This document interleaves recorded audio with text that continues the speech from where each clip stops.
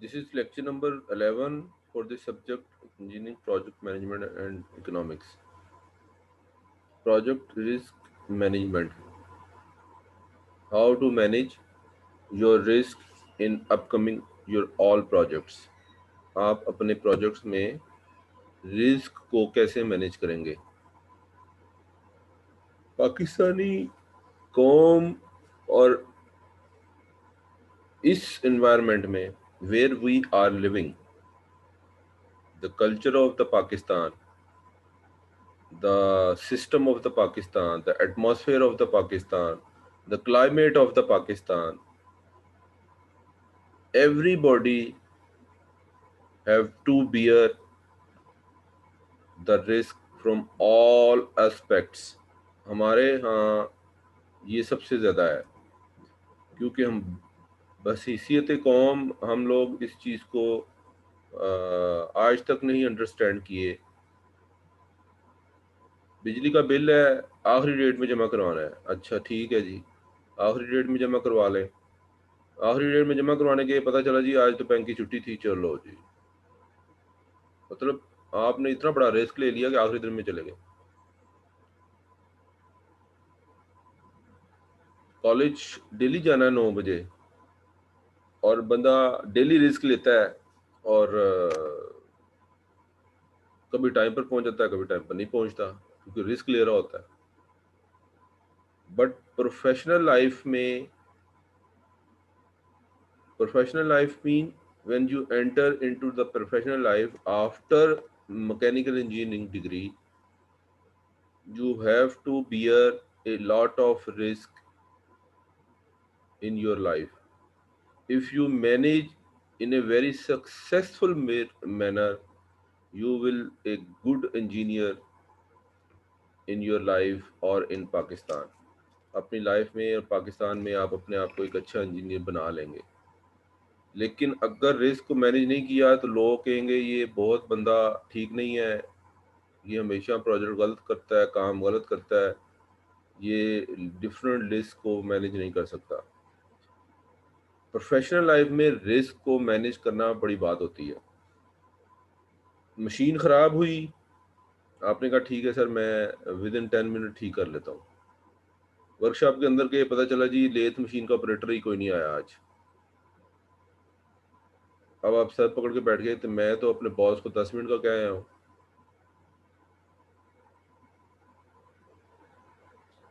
अब lathe machine का operator की अटेंडेंस आपको पता ही नहीं है कि वो आया हुआ या नहीं आया। या दूसरा, आप डेली अटेंडेंस मंगवाएं। दूसरा, आपको स्टैंड बाय एक ऑपरेटर रखना चाहिए in case of his absence. चलिए वो भी ठीक है, बट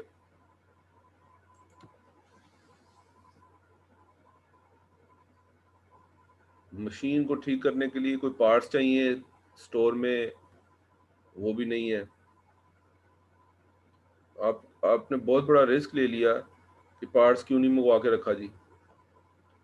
बहरहाल इस तरह की चीज़ें हैं जो कि आपको डिस्टर्ब करेंगी। अब आप during the project how we will manage to upcoming all projects with the risk. बंदा ही नहीं आया, छुट्टी कर गया, बारिश हो गई, these are all different type of risk. Earthquake आ गया, सैलाब आ गया, क्योंकि पता नहीं ना क्या कुछ हो जाना है। बिल्डिंग ही गिर गई, मशीन सीरियसली खराब हो गई, देर आर डिफरेंट रिस्क। और फिर हम सर खुजते रहते हैं कि जी ये क्यों ऐसे हो रहा है हमारे साथ। तो if you want to become a produce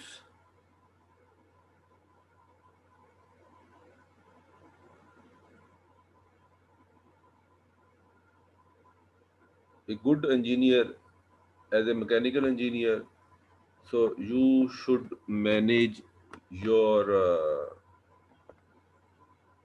all type of risk in your life, क्योंकि रिस्क रहना ही रहना है। ठीक है जी। आप अपना वलीमे का फंक्शन कर रहा होता है ना इंसान, वो सबसे ज्यादा फिक्र होती है कि यार आज मेरे वलीमे का फंक्शन है, और अगर बाहर बारिश हो गई सारा काम खराब हो गया। जिस खाने वाले से आपने कॉन्ट्रैक्ट किया था वो ही नहीं आया, आप सर पकड़ के बैठ गए, यार मैंने तो दूसरा बंदा भी नहीं अरेंज किया, स्टैंड बाय रखना चाहिए था।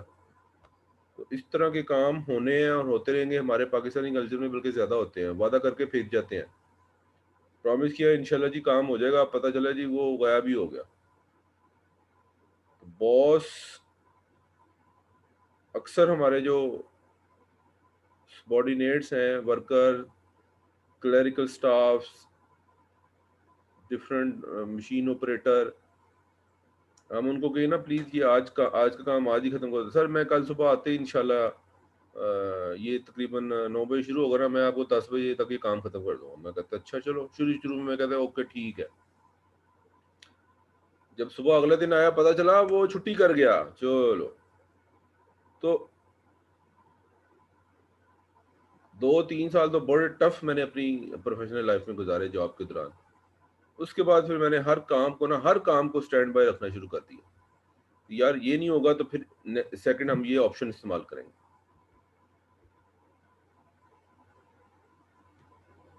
सो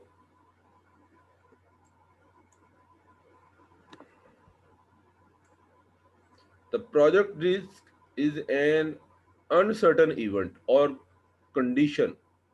ठीक है जी, अनसर्टन इवेंट और कंडीशन मीन बारिश हो गई, बंदा छुट्टी पर चला गया, मशीन खराब हो गई, मोटरसाइकिल पंक्चर हो गई, एक्सीडेंट हो गया, हम बीमार हो गए। These are all uncertain events and condition. If it occur, और ये अगर चीजें जो मैंने आपको बताई अकर होती हैं, हैज ए पॉजिटिव और negative effect on A project objective. Obviously ये आपकी जो मेन प्रोजेक्ट का ऑब्जेक्टिव है कि जी मैं इसको विद इन 10 days खत्म करूंगा, वो आपका अफेक्ट हो जाएगा। Very simple definition, very understandable definition, no type of any difficulty कि जी ये अंडरस्टैंड नहीं हो रही। अनसर्टन इवेंट्स और कंडीशंस, जिसका कुछ पता ही नहीं है वो हो जाना अनसर्टन कहलाना। बारिश हो गई, गाड़ी पंक्चर हो गई, गाड़ी का एक्सीडेंट हो गया, सैलाब आ गया, बारिश हो गई, इस तरह की चीज़ें कोई कंडीशन हो जाए, मशीन ख़राब हो जाए, बंदा बीमार हो जाए। इंडस्ट्री में हमारे पाकिस्तानी कौम में ज़्यादा अच्छा ये आपको नज़र आएगा। बाहर जो डेवलप कंट्रीज़ हैं, अमेरिका और कनाडा, इंग्लैंड, जर्मनी, इटली वगैरह चले जाएँ, वहाँ अनसर्टनिटी होने के चांसेस कम होते हैं, राइट। तो अगर आपकी कंडीशन और अनसर्टनिटी बहुत मैनेजेबल है तो फिर आपका जो मेन ऑब्जेक्टिव है प्रोजेक्ट का उस पर कोई इतना इफेक्ट नहीं आता। बट पाकिस्तानी कल्चर में ज़्यादा आता है। जिस तरह हमारे साहिब हुकूमत जो भी है, वो अगर कोई वादा करें और पूरा ना हो ड्यू टू रीजंस, तो ऑपोजिशन फौरन प्रेस कॉन्फ्रेंस करने आ जाती है और उसके खिलाफ बोलती है, उनको मौका मिलता है। लेकिन हमारे यहाँ पाकिस्तान में मैंने आपको पहले बताया, अनसर्टनिटी और डिफरेंट कंडीशन हो जाना वो एक मामूल बन चुका हुआ है।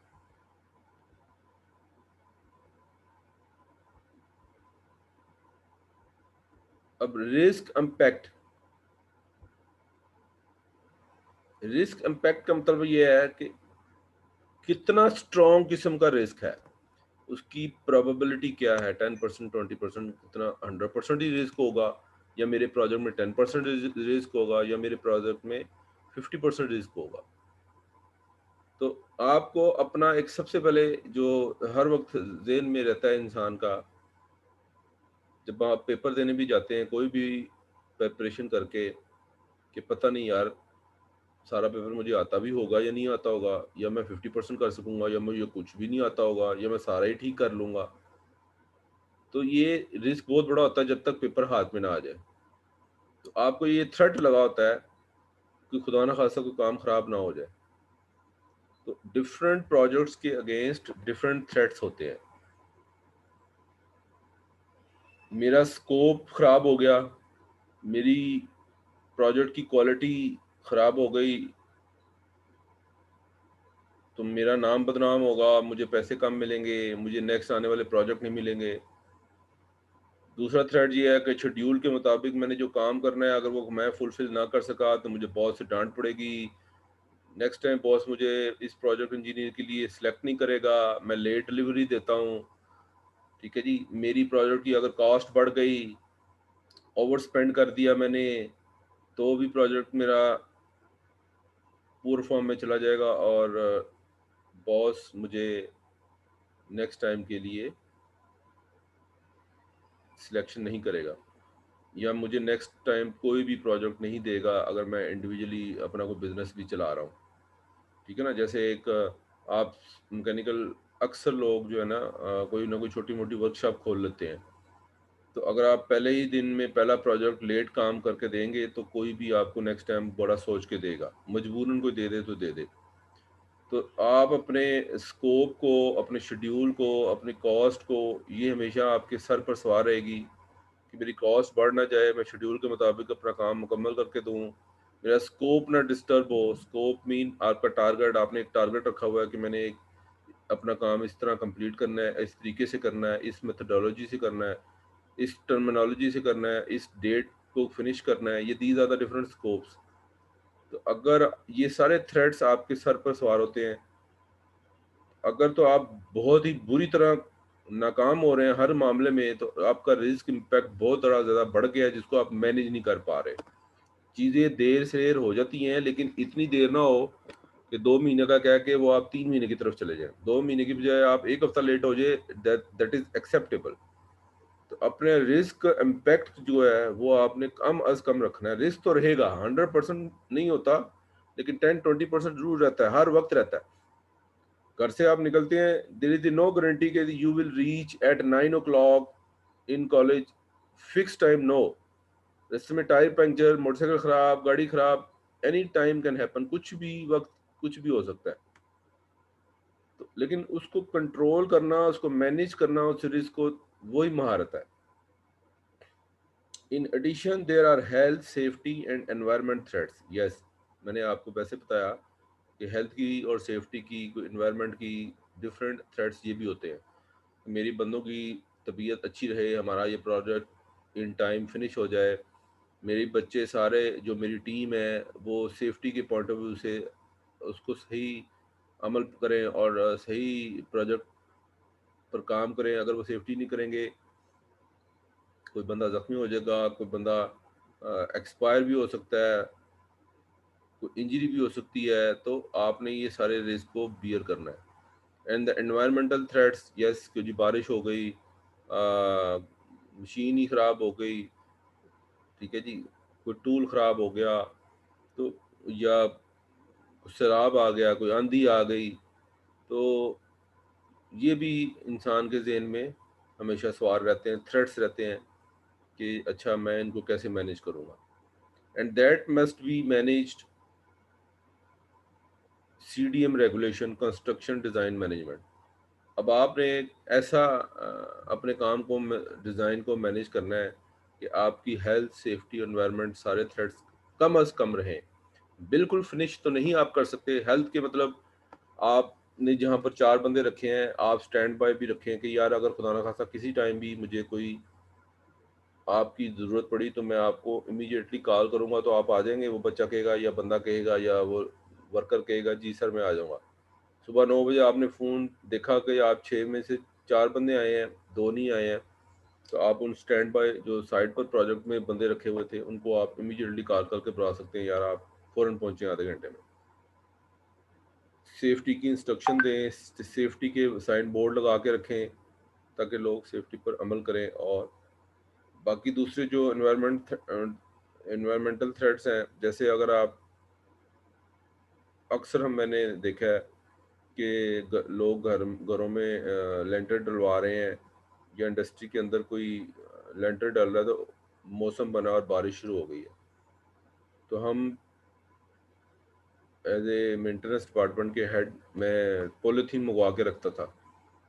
काम को नहीं रुकने देना, पॉलीथीन को उनके ऊपर, लेंटर के ऊपर किसी तरीके से मैनेज करवा देना, और ताकि कंस्ट्रक्शन के लिए काम जो है, जो भी मशीन की इंस्टॉलेशन हो रही है या मशीन का कोई फाउंडेशन बन रहा है जिसके ऊपर मशीन आगे खड़ी होगी, if there is a problem तो हम उसको कैसे मैनेज करेंगे।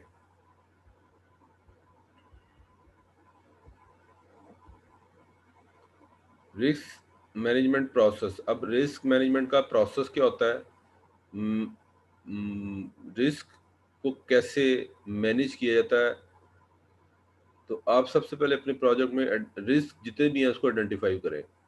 जी बारिश भी हो सकती है, बंदा छुट्टी पर भी जा सकता है, बंदा बीमार भी हो सकता है, बंदा जख्मी भी हो सकता है, वॉट एवर, मशीन ख़राब भी हो सकती है। तो आप सबको आइडेंटिफाई रिस्क करें और फिर उनको असेस करें कि इनका क्या इम्पैक्ट है। बारिश होने के कितने चांसेस हैं, मशीन के बीमार होने ख़राब होने के कितने चांसेस हैं, बंदा बीमारी से कितनी परसेंट छुट्टी कर सकता है। आप असेस कर रहे हैं और उसकी इम्पैक्ट का अंदाज़ा लगा रहे हैं कि यहाँ पर ये कितने परसेंट रिस्क है। Rank risk and prioritise. फिर आप देखें सबसे पहले टॉप पर कौन सा रिस्क हो सकता है। यार बंदा छुट्टी कर गया जो तो बहुत काम खराब है, बाकी तो छोटे मोटे मैं बर्दाश्त कर लूंगा, बंदा छुट्टी नहीं करना चाहिए। फिर आप बंदा स्टैंड बाय बनाते हैं। अब आप उन तमाम रैंक के रिस्क को प्रायोरिटाइज कर रहे हैं कि टॉप पर किसको रखूंगा और सबसे नीचे किसको रखूंगा। Define risk manageable approach and action. और मेरी इन तमाम रिस्क को जो मैंने मैनेज किए हैं, ये सारे जो प्रायोरिटाइज किए हैं, इसको मैं कैसे किस अप्रोच के तहत किस एक्शन के तहत मैनेज करूँगा। मसलन आपने टॉप में सबसे पहले रखा कि मैंने बंदे छुट्टी जो करेंगे वो मेरे लिए सबसे बड़ा रिस्क है। तो आपने स्टैंड बाय बंदों को अलर्ट करके रखना है, फ़ोन करके रखना है, मैसेज करके रखना है, क्योंकि मैं जब भी कॉल करूँगा अपने घर से, लाहौर में आप किसी एक कोने में भी रहते हो ना तो आधे घंटे में बाइक स्टार्ट करें पहुंच जाता है बंदा तैयार हो। तो मैं तो छुट्टी होने तो बहुत कम चांसेस होते थे, लेकिन मशीन खराब होने के ज़्यादा चांसेस होते थे। तो मशीन का ऑपरेटर और मशीन का टेक्नीशियन वो उसकी अवेलेबिलिटी बहुत ज़रूरी है। तो जिस प्रोजेक्ट के तहत ऐसे ही कि जी एक ऑर्डर आया है, प्रोडक्शन डिपार्टमेंट ने बुलाया और कहा जी एक ऑर्डर आया है और उस के बायर ने मुझे कहा है या जिसने वो ऑर्डर लेना है कि मुझे जी आज शाम तक ये ऑर्डर चाहिए, और अगर आप शाम तक मुझे ऑर्डर दे देंगे तो मैं आपको आने वाले दिनों में इससे 10 गुना और ज़्यादा ऑर्डर दूंगा। अब मालक और जीएम बड़े खुश होते हैं कि जी चलो हमारे फैक्ट्री में ऑर्डर आ रहा है और हमारी फैक्ट्री चलती रहेगी, वो लड़कों को पैसे मिलते रहेंगे। क्योंकि अगर फैक्ट्री के अंदर ऑर्डर नहीं है तो प्रोडक्शन नहीं होगी और फिर सैलरियाँ नहीं मिलती और फिर डिले हो जाती हैं सैलरियाँ कि जी प्रोडक्शन नहीं हुई इसलिए सैलरी ज़रा आप वेट करें, सैलरी मिल जाएगी। तो ये इस किस्म के मसले मसाइल होते हैं। तो लेकिन जो ऑर्डर नया आता है और नई पार्टी आती है वो फर्स्ट ऑफ ऑल इंडस्ट्री को चेक करती है कि इसके अंदर क्या कैपेसिटी है, ये मेरा ऑर्डर फुलफिल कर भी सकती है कि नहीं। तो वो उसको एक दो दिन का ऑर्डर देती है ताकि पता चले कि ये कैसे लोग काम करते हैं। तो उस वक़्त फिर हमें वो head of as a mechanical के हेड हमें भी बुला लेते हैं कि भई मशीनें बिल्कुल अपडेट होनी चाहिए, हमें ये ऑर्डर फुलफिल करना है, कोई भी रिस्क बर्दाश्त नहीं होगा। अगर रिस्क होगा भी आपने उसको कैसे मैनेज करना है, कैसे अप्रोच करना है, कैसे एक्शन करना है, आपके पास स्टैंड बाय सब चीज़ें होनी चाहिए। हम कहते हैं ठीक है सर, ओके। तो रिस्क हर जगह मौजूद है, उसको मैनेज करने का तरीका आना चाहिए। Implement action. आपने फिर उसको उस तमाम काम को कैसे इम्प्लीमेंट करना है, कैसे एक्शन करना है, उसकी मॉनिटरिंग कैसे रखनी है, उसको कैसे रिव्यू करना है कि अगर इम्प्लीमेंटेशन में कोई प्रॉब्लम आ रही है, मॉनिटरिंग में कोई प्रॉब्लम आ रही है, तमाम अपनी चीज़ें रिव्यू करें और उसको आइंदा आने वाले तमाम कामों में कम अज़ कम करें। क्योंकि अगर शुरू में रिस्क बर्दाश्त हो जाए तो आने वाले दिनों में रिस्क कम होना चाहिए कि यार ये मुझे उस दिन इस बंदे ने तंग किया था कि उस प्रोसेस के दौरान ये कहीं गायब हो गया था। तो ये चीज़ को कहना कि आइंदा तुमने गायब नहीं होना, तुमने मशीन के पास ही बैठना है।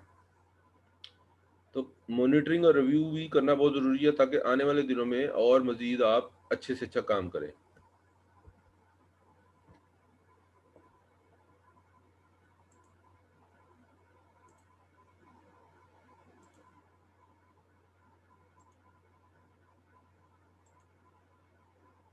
अब इस पर और अच्छी बात हो सकती है, ये मेरा लास्ट आइटम है, मैंने काफ़ी रिड्यूस कर दिया था। आपने कॉलेज निकलना है, एक छोटा सा प्रोजेक्ट है, घर से कॉलेज निकलना है and you want to reach the final destination of college to attend the class at 9 a.m. on the daily basis. So you will identify the different risks. पहला रिस्क मेरी मोटरसाइकिल पंक्चर हो सकती है, मेरी motorcycle ख़राब हो सकती है, मेरा एक्सीडेंट हो सकता है, मैं घर से लेट निकल सकता हूँ। ठीक है जी। और आप भी बताएं, आप सब कोई और बताए बच्चा।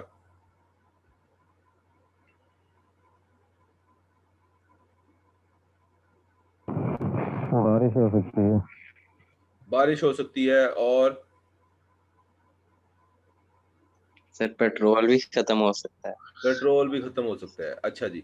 अब द एसेसेस एंड इम्पैक्ट, आप असेस कर रहे हैं इन सब में से खतरनाक चीज कौन सी है जो मैंने और आपने बताई है। एक्सीडेंट। सर लेट होना। वो तो रिस्क की वजह से लेट होना ही है हमारा, ये एक रिस्क है लेट होना। देखिए, लेट बारिश की वजह से भी हो नहीं सकता है, लेट पेट्रोल ना होने की वजह से भी हो सकता सर, है, घर से लेट निकलना सबसे ज्यादा एक्सीडेंट। रिस्क है। हाँ, एक्सीडेंट। घर एक्सीडेंट। से लेट निकलना, उठते ही लेट है।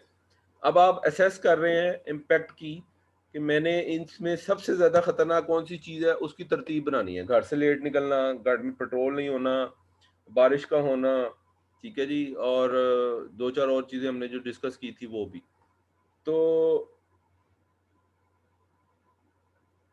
अब इसको कैसे रैंक वाइज प्रायोरिटाइज करेंगे। आप सबसे पहले लिखेंगे जी मैं रोजाना जो लेट निकलता हूँ उसको मैं ठीक करूँ, मैं जल्दी उठूँ। फिर आप कहेंगे अच्छा मैं अलार्म जल्दी लगाऊंगा, मैं अम्मी को कहूंगा कि नाश्ता ज़रा जल्दी बनाया करें, हमेशा अम्मी मेरा नाश्ता लेट बनाती हैं। फिर वो देखें नहीं लेट क्यों होते हैं।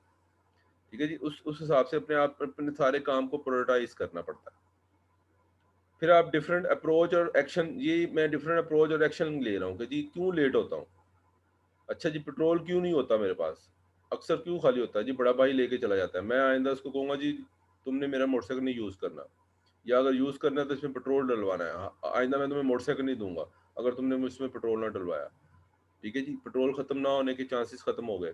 या अब्बू पैसे नहीं देते तो अब्बू से पहले पैसे रखे। ये आप डिफरेंट अप्रोच और एक्शन ले रहे हैं उस चीज़ को, उस रिस्क को कम करने के लिए कि मेरा पेट्रोल क्यों खत्म होता है। उसके बाद आप कहते हैं जी मेरा एक्सीडेंट होने के चांसेस हैं। तो आप कहेंगे अच्छा जी एक्सीडेंट क्यों हो सकता है, मैं मोटरसाइकिल तेज चलाता हूँ। क्यों तेज चलाता हूँ, घर से जल्दी नहीं निकलता। आप घर से आप एक्शन क्या करेंगे, आप कहेंगे मैं घर से अब जल्दी निकलूंगा, आराम से गाड़ी चलाऊंगा। ठीक है जी। अच्छा जी, मोटरसाइकिल खराब होने के चांसेस भी हैं, तो आप प्रॉपर एक शेड्यूल बनाएंगे जी मैं इसकी मेंटेनेंस भी प्रॉपर तरीके से कराऊंगा ताकि ये खराब ना हो। हर रिस्क को कम करने के लिए कोई ना कोई अप्रोच और कोई ना कोई एक्शन लेना पड़ेगा। ऐसे रिस्क रिड्यूस या फिनिश, फिनिश तो नहीं होता लेकिन रिड्यूस जरूर हो सकता है। ठीक है जी, कोई भी रिस्क हो। अब आप कहें जी बारिश होगी तो मैं देख लूंगा, भाई देख लूंगा, बारिश हो गई तो कैसे करोगे, उसका पूरा सिस्टम अप्रोच और एक्शन लेना पड़ेगा। फिर आपको एकदम ये नहीं है कि जी बारिश शुरू हो गई है तब आप मार्केट में पॉलिथीन लेने भाग गए हैं। आप कहें जी मैं कोई शेड का इंतजाम करता हूँ, नहीं, उस शेड को इंतजाम करके रखना है ताकि प्रोजेक्ट फुलफिल हो।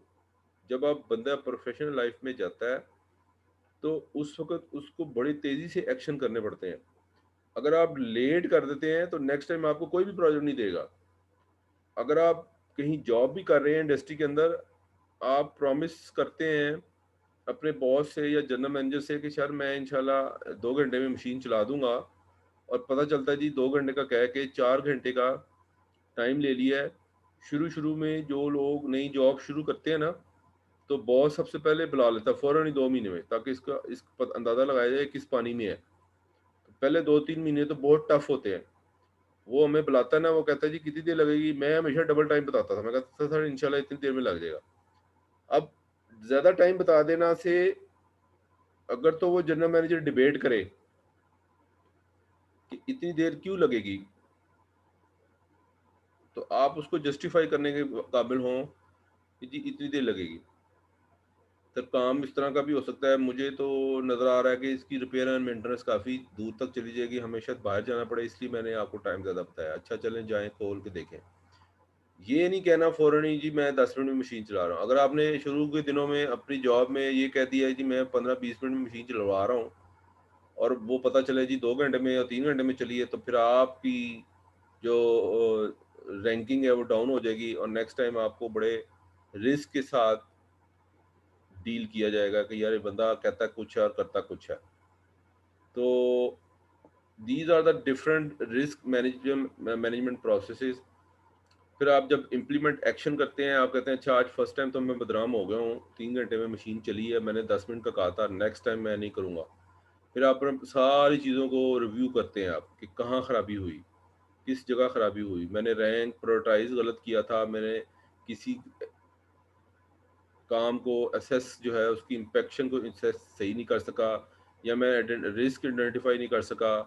ठीक है जी, कुछ भी हो सकता है। जैसे देखे ना, मशीन खराब हुई, बंदा अवेलेबल नहीं था शुरू में, बंदा किसी और मशीन पे लगा हुआ था, तो बंदा वहां से खारिग होता तो दूसरी मशीन पर आता। वो एक खास किस्म का टेक्नीशियन था, बड़े महंगे टेक्नीशियन भी होते हैं, दो दो कंपनियां फ्रॉड नहीं कर सकती।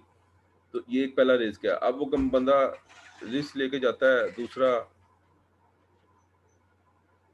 तो उसको कैसे फुलफिल किया जाएगा, it's a very difficult task.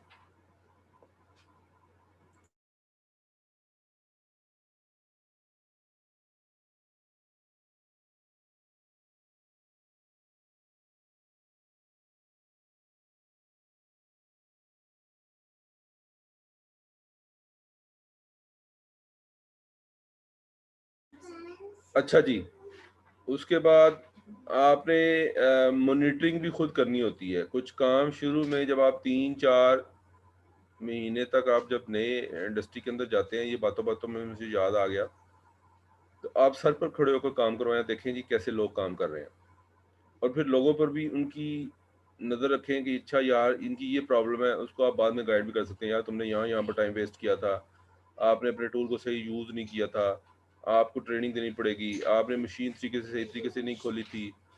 तो these are the different points where you will study and you will see, and then after the process, after the completion process, after the completion project, you will review and guide them।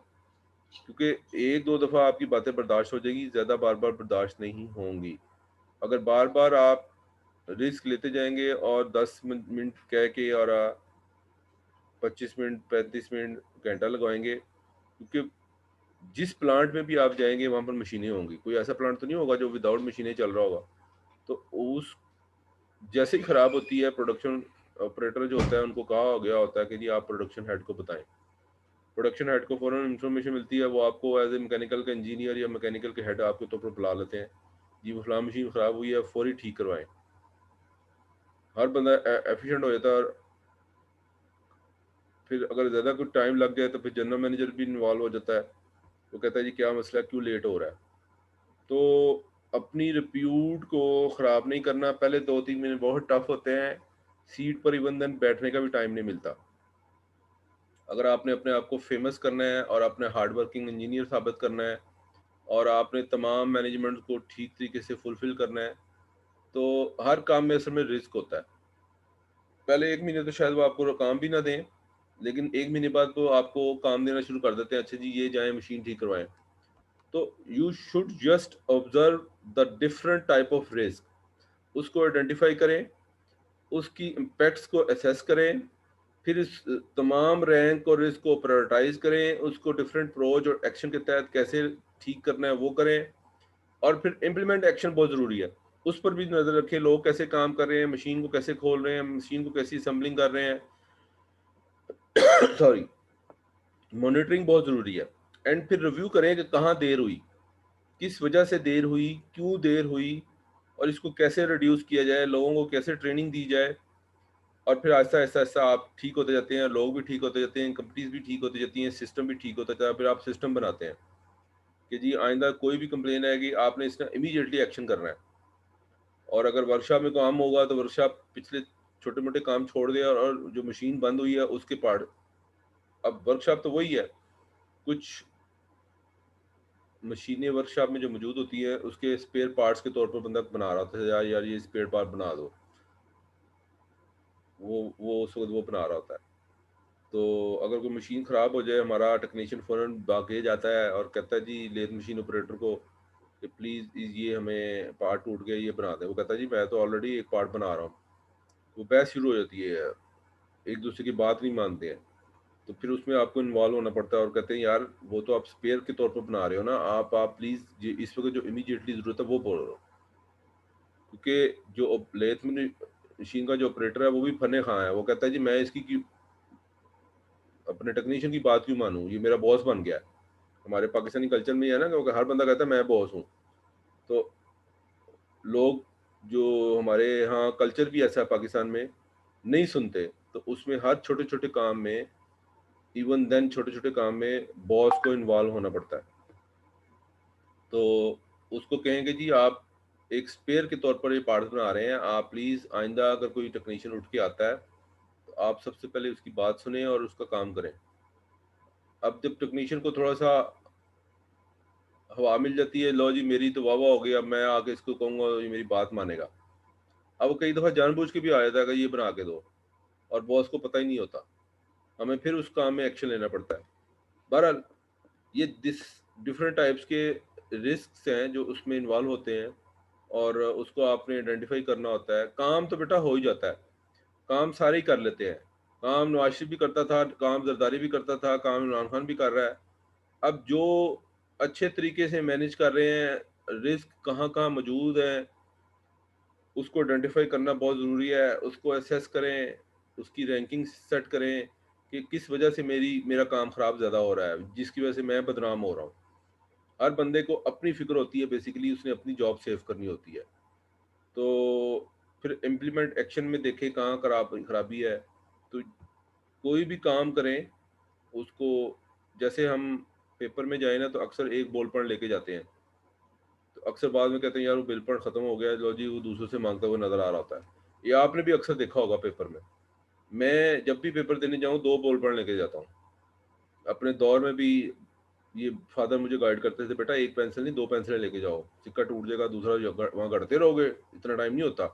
3-3 लेके जाओ। 6-6 पेंसिलें बचपन में माँ दे के भेजती थी।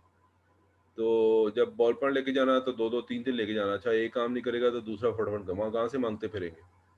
तो ये रिस्क को मैनेज करने के तरीके होते हैं। अपना काम नहीं डिस्टर्ब करना, हर काम को प्रॉपर तरीके से सॉल्व करना है।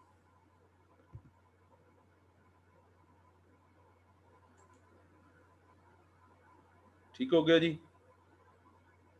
अब आप कैमरा ऑन करें, मैं अटेंडेंस ले लूँ।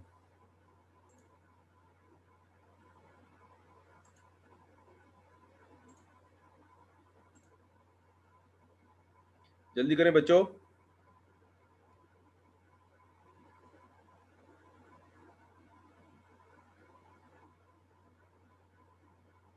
सारे तैयार होके बैठे हुए हैं। वो 2017 वाले तो बेड में बैठ के ले रहे होते हैं क्लासें।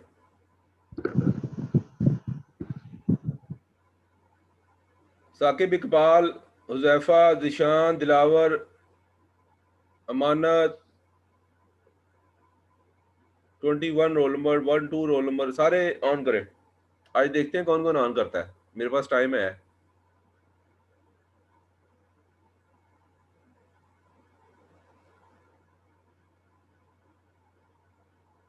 साद, इकबाल, हुजैफा, ये सर दे जी रहे हो मेरे ना। माइक का इशू, कहता सर है मेरे मेरे माइक का कैमरे का इशू है। इशू है, बैक वाला खोल रहा हूं। चलो अटेंडेंस लगा ली सारों ने।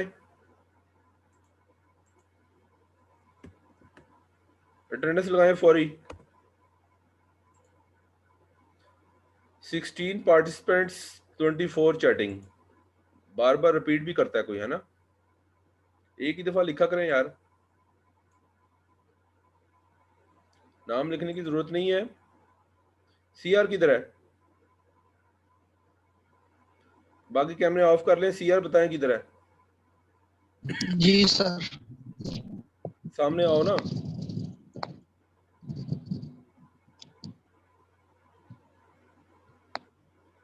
Yes sir.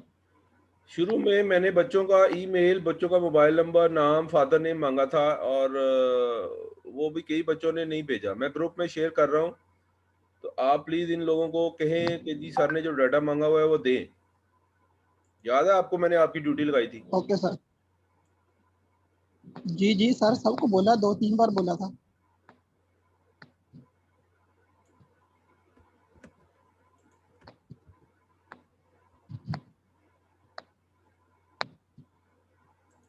सर जी जिन्होंने पहले डाटा भेज दिया सर, वो तो ना दोबारा भेजें। बेटे मैं आपको डाटा ही वो दूंगा, मैं आपको तंग नहीं करता। मेरा काम, हर काम जो है ना मैनेजेबल होता है।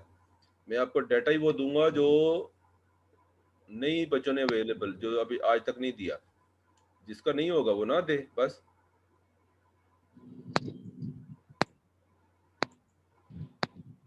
ओके जी, take care, see you on Friday.